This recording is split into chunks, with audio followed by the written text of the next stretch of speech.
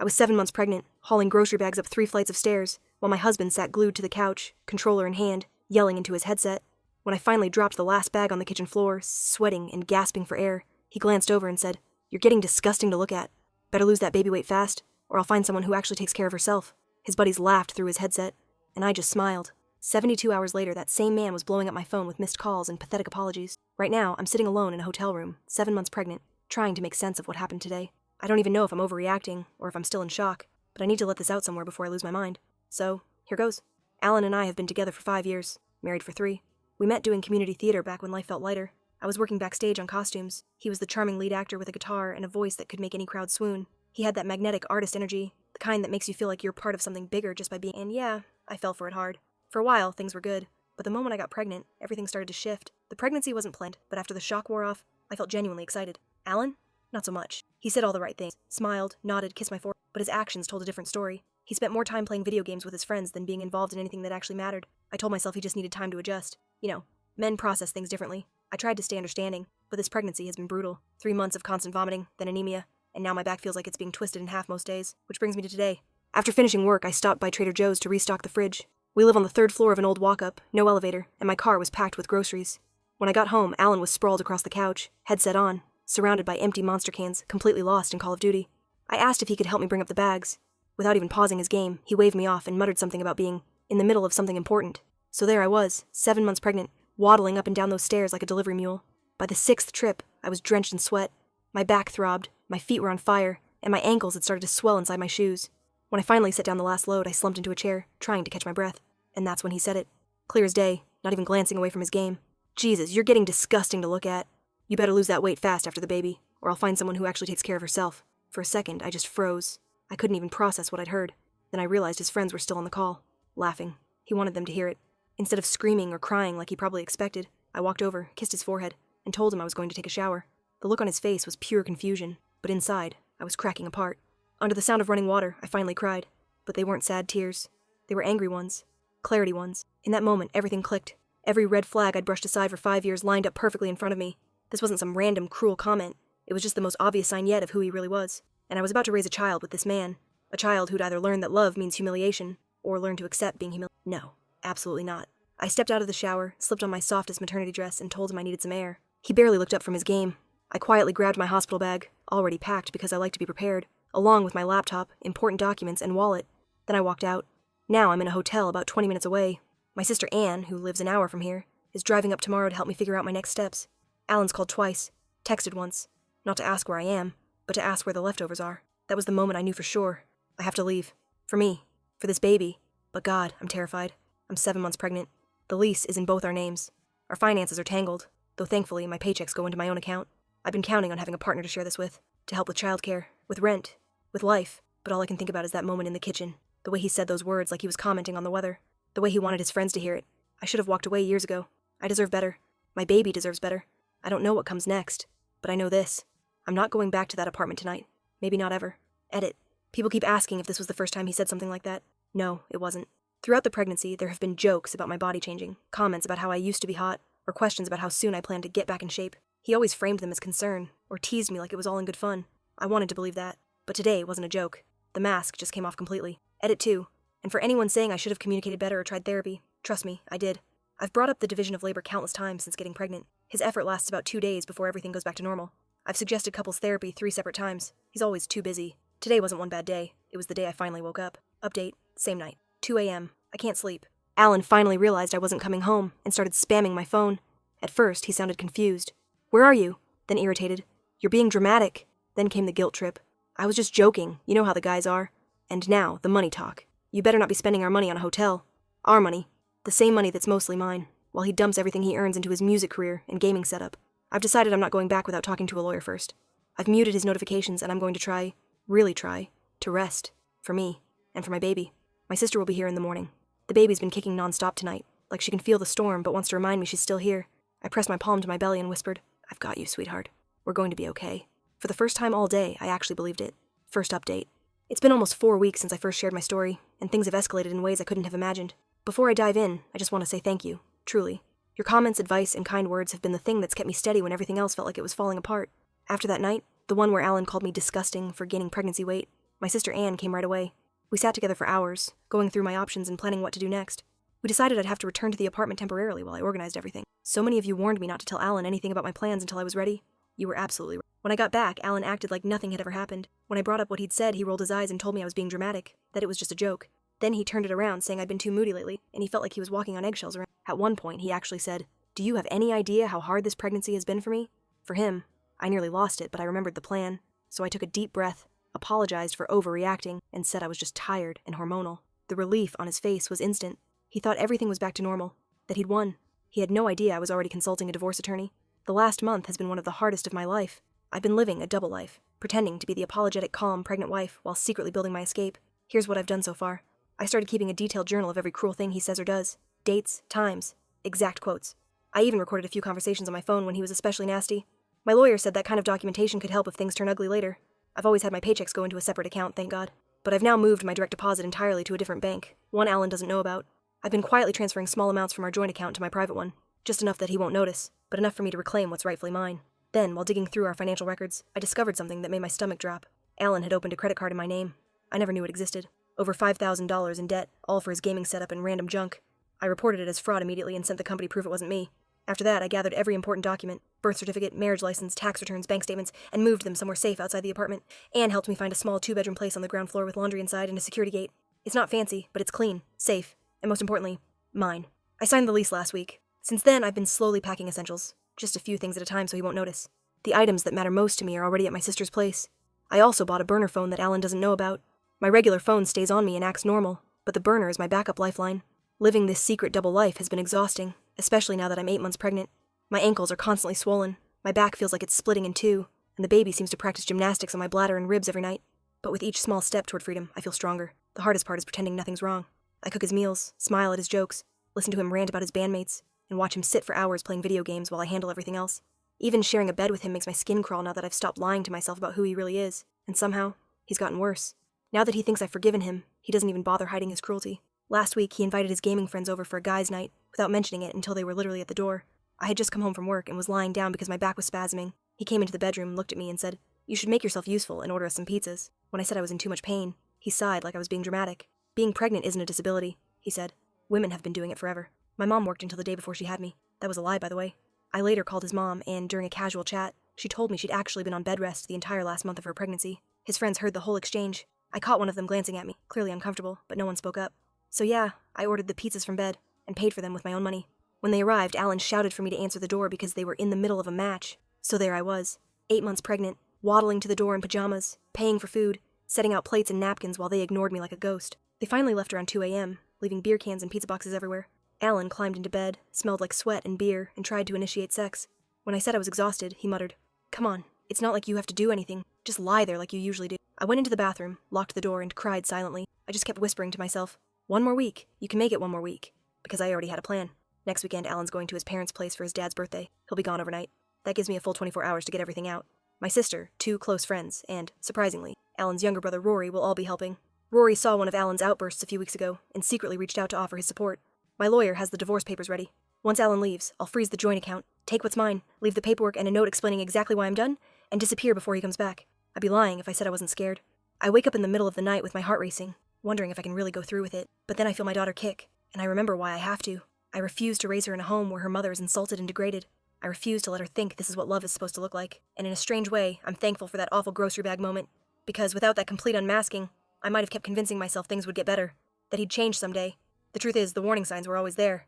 I just didn't want to see them because I was too busy being in love with the version of him he pretended to be. My doctor says my blood pressure's been too high lately, probably from stress, and that I need to take it easy this last month. The irony isn't lost on me that leaving Alan is stressful right now, but it's the only path to a calmer, safer life in the long run. Oh, and for everyone who encouraged therapy, I listened. I've started seeing someone virtually who specializes in relationship trauma and pregnancy. It's been helping more than I expected. Therapy's been helping more than I expected. Having someone validate that I'm not overreacting or just hormonal has been a lifeline. This is emotional abuse. Real, deliberate cruelty. And I finally believe I deserve better. I'll post another update after everything happens next weekend. Wish me luck, bestie. I'm definitely going to need it. Edit. This post is apparently blowing up while I'm sitting in the waiting room at my doctor's appointment. I'll answer questions once I'm home, but thank you, really, for all the support. Every message makes me feel a little less alone. Update. Same day. I had to add this because it's just unreal. Alan just texted me asking what's for dinner tonight. I'm literally at my prenatal appointment, the one he chose not to come to because he had a really important band practice. Translation, drinking beer and messing around in his friend's garage for 5 hours. Yet somehow I'm still expected to feed him. I've been picking my battles to avoid raising suspicion, so I'll probably just grab some takeout on my way home. 4 more days until he leaves for his parents' house. 4 more days of pretending. I can do this.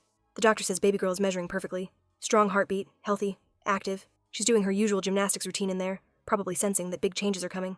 Yesterday, while Alan was glued to his game as always, I secretly ordered the cutest crib for my new apartment. It's being delivered to Anne's house next week. It's the first big purchase I've ever made completely for me and my daughter, without anyone's input or criticism. This morning, when I caught my reflection in the mirror getting ready for work, I actually smiled. Not because I looked particularly good, 8 months pregnant and exhausted beyond words, but because for the first time in years, I recognized myself again. That dull, lifeless stare I used to see, it's gone. There's a spark there now. Last night, I started drafting the note I'll leave for Alan. Putting everything he's done into words felt cathartic, like taking back the narrative after years of minimizing and making excuses. No more pretending it wasn't that bad. No more, he didn't mean it like that. Just the plain, ugly truth. I'd be lying if I said I wasn't scared. Single motherhood wasn't what I imagined for myself, but staying with Alan would cost me far more. My self-respect, my mental health, and eventually my peace. And what kind of mother could I be to my daughter if I let that happen? 4 more days, that's all. Then comes freedom. Second update. It's done. I'm out. Right now, I'm sitting in my new apartment surrounded by unpacked boxes, a half-assembled crib, and takeout containers. But despite the chaos, I've never felt more. Here's how it went down. As planned, Alan left yesterday morning for his dad's birthday weekend, 3 hours away. He was actually cheerful for once, probably thrilled to escape pregnant wife duty for a full weekend. He kissed me goodbye, told me not to do anything crazy while he was gone, and promised to be back Sunday night. The second his car turned the corner, Operation Exodus began. Anne pulled up in her SUV 10 minutes later. My friend Mia arrived with a small moving truck she borrowed from. Then Alan's younger brother Rory showed up looking nervous but determined. We had exactly 32 hours to get me, and everything that mattered, out of that apartment. Standing in that space, looking around at the place I'd called home for 5 years, was surreal. It wasn't just furniture and walls. It was where I'd slowly lost myself, one compromise at a time. We worked methodically, following the checklist I'd been building for weeks. First, my clothes and personal items. Nothing he'd immediately notice missing. Next, all the baby things I'd bought myself. Then, furniture and decor that were mine from before the marriage. Rory did most of the heavy lifting despite my protests. At one point, while carrying my dresser, he paused in the hallway and said quietly, "Alan's my brother, but what he's done to you is wrong. Our mom raised us better than this." That nearly broke me. The most satisfying part of the entire day was packing up Alan's precious gaming PC, the same one he'd bought using the fraudulent credit card in my name. I found its original box, carefully wrapped every cord, and started sealing it up. Rory hesitated, clearly conflicted, but I told him he didn't have to help with that part. He just shook his head and said, "No, he needs to face the consequences," before loading it onto the truck himself. By 7 p.m., most of my belongings were out.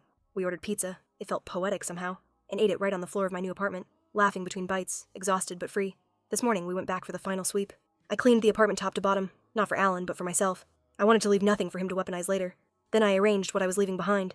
On the kitchen counter, I set down the divorce papers, already filed but not yet served, a folder with documentation of his financial fraud, proof the gaming PC was purchased under my name, a USB drive containing recordings of his verbal abuse, and a single note that read, "Find someone better, Alan. I already have."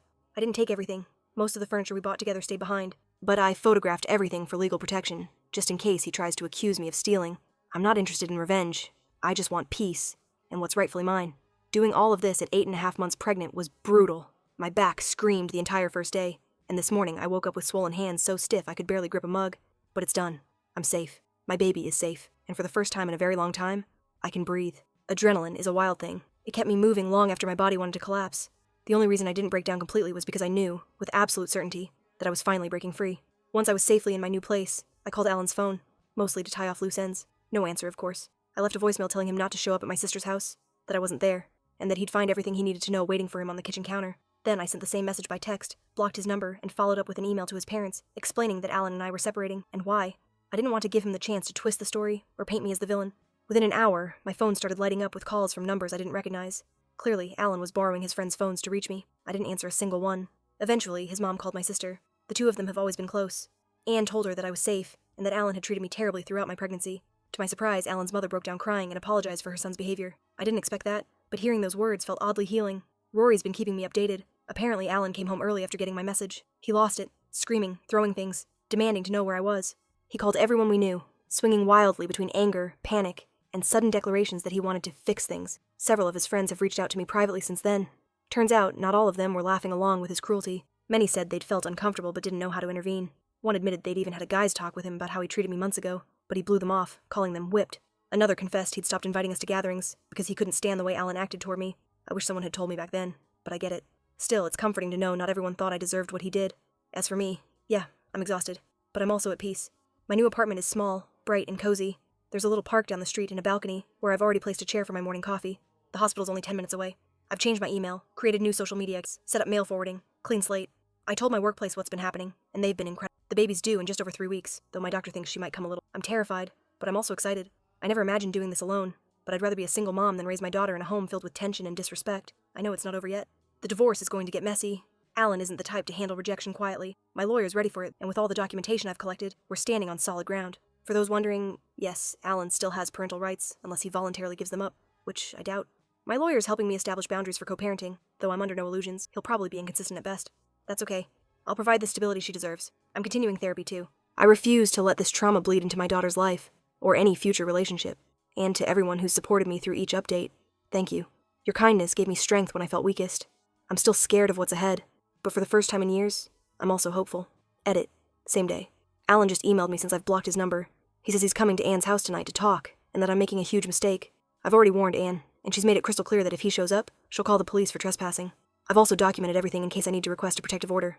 Update, next morning, he showed up anyway. Alan arrived at Anne's place around 11 p.m., yelling and pounding on the door even after being told I wasn't there. Anne didn't answer, but her neighbor filmed the whole thing, nearly 10 minutes of him shouting before he finally left. He dropped off a box of our wedding photos on the porch, along with a note that said, "I threw away everything we built." The irony of him suddenly caring about what we built isn't lost on me. This morning, he emailed again, but his tone completely changed. Now it's all apologies and promises. He claims he didn't realize how much his behavior hurt me, says he's ready to change, to go to therapy, to be a better father. The old me might have fallen for it. The new me sees it clearly for what it is. Damage control. Manipulation because he's lost control of the situation. His message wasn't about me or our daughter. It was about him, his pain, his regret, his fear of losing what he thought he owned. Not once did he acknowledge the specific things he'd done, or how they affected us. I didn't reply. My lawyer advised that any communication now goes through her. Today, I'm focusing on setting up the nursery with Anne and resting as much as I can.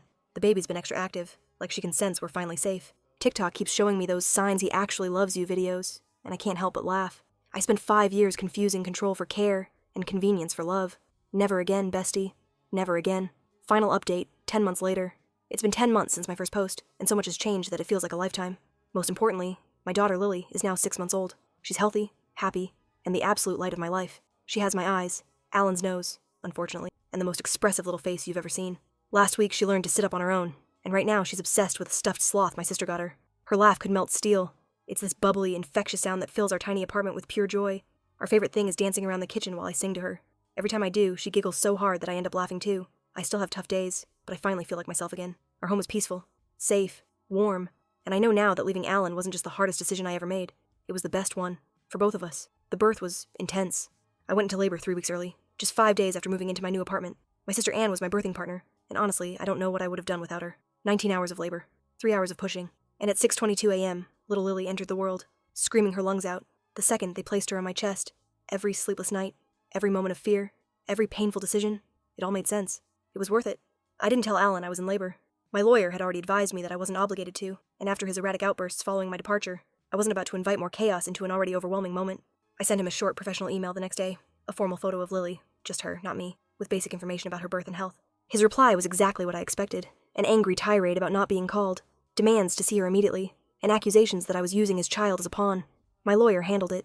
She explained that, given his behavior, any visitation would be arranged formally through the courts. Now, I'll admit, this next part might be petty, but it was also satisfying. Remember how Alan told me, while I was 7 months pregnant and struggling to carry groceries, that I was getting disgusting and needed to lose the baby weight fast? Well, about 3 months after Lily was born, when I'd started feeling more like myself again, Karma delivered a little gift. During the divorce process, my lawyer uncovered that Alan had been hiding money in a secret account. After a long fight, the court awarded me a large portion of it since it was technically marital property. Instead of tucking it all away into savings like a responsible adult, I decided Lily and I deserved something more. A moment of peace. A reward for surviving hell. So, I booked us a 5-day trip to a beachfront resort in Florida. Anne came with us to help with Lily. It was the first time in years I felt truly relaxed. On the 3rd day, I sat by the pool while Lily napped in her stroller under an umbrella. I was wearing a bikini, my first since before pregnancy. My body was different now. Stretch marks. A faint C-section scar. Softer curves. But for the first time, I looked at myself and, proud. My body had done something extraordinary. Anne took a photo of me standing by the ocean, confident, peaceful, smiling like someone who finally remembered who she was. I couldn't resist. I sent that photo directly to Alan with one short caption. Already slimming down, don't worry. Then I blocked him again before he could respond. Satisfying doesn't even begin to describe it. That moment, reclaiming my body, my confidence, and yes, a bit of his hidden money, was the final piece of cutting his control out of my life. According to Rory, Alan lost his mind when he saw it. I can't say I'm sorry. The divorce dragged on exactly as I expected. Loud, messy, and exhausting. Alan contested everything. Full custody, the apartment, even my car that I'd owned before we met. He suddenly became the world's most devoted father on paper, despite showing zero interest in my pregnancy or the baby's arrival. But once my lawyer presented proof of his financial fraud and recordings of his verbal abuse, his bravado cracked. He quickly shifted from defiant to willing to negotiate. 3 months ago, it was finally over. I have primary physical custody of Lily. Alan gets supervised visitation, 4 hours every other weekend. Child support is based on his actual income, which turned out to be higher than what he claimed. He kept his personal belongings. I kept mine. We split what little we had left. He's also responsible for the fraudulent credit card debt. It's not a perfect outcome, but it's fair. And most importantly, it's stable for Lily. Since her birth, Alan's seen Lily exactly twice. The first visit when she was 8 weeks old, he arrived 40 minutes late, and spent most of the time complaining about the supervised setup while posting filtered photos of her on Instagram with captions about being a devoted dad. The second visit, at 4 months, didn't go much better. He looked visibly uncomfortable when she got fussy and left early. He's cancelled every visit since then with increasingly flimsy excuses. A part of me hurts for Lily's sake, because she deserves a father who shows up. But mostly, I feel relief. Every encounter with him drains me emotionally, and his inconsistency would only confuse her later. I've documented every cancelled visit, just as my lawyer advised. Physically, I've healed from the birth. My body's different, and that's okay. I have stretch marks, a scar, and I'm about 15 pounds heavier than before. But this body brought my daughter into the world. I'll take pride over perfection any day. Financially, things are steady. I'm not rich, but I'm managing. The child support helps, and I've learned to budget without funding Alan's endless music career. I've even started a small savings account for Lily's future. As for Alan, word gets back to me occasionally. He's been telling people I had postpartum psychosis and stole his daughter and money. Of course, he leaves out the part where he committed fraud and verbally abused his pregnant wife. His social media is full of melodramatic posts about fighting for his rights as a father. Meanwhile, he keeps canceling his scheduled visits. Classic Alan. Sometimes I think about that day in the kitchen, the groceries, the sweat, the cruelty. At the time, it felt like my breaking point. Now I know it was my turning point. The day I stopped shrinking to make room for someone who never deserved me in the first place. Edit. A lot of people have asked for a baby picture, but for privacy reasons, I won't share Lily's photo. Just imagine the cutest baby ever, with big chubby cheeks, bright curious eyes, and a smile that could end wars. That's my girl. Just a few minutes ago, I got a text from a number I didn't recognize. It was Alan's mom, asking how Lily's doing, she could visit sometime. Unlike her son, she's been nothing but respectful, kind, and genuinely, I'm considering allowing supervised visits with her, separate from Alan's schedule. Lily deserves to know the family members who will love her safely and consistently, because that's what our new life is about now. Peace, consistency, and love that doesn't come with fear attack. And as I sit here watching my daughter sleep, I realize something simple but powerful. We made it. We're free. And we're going to be just fine.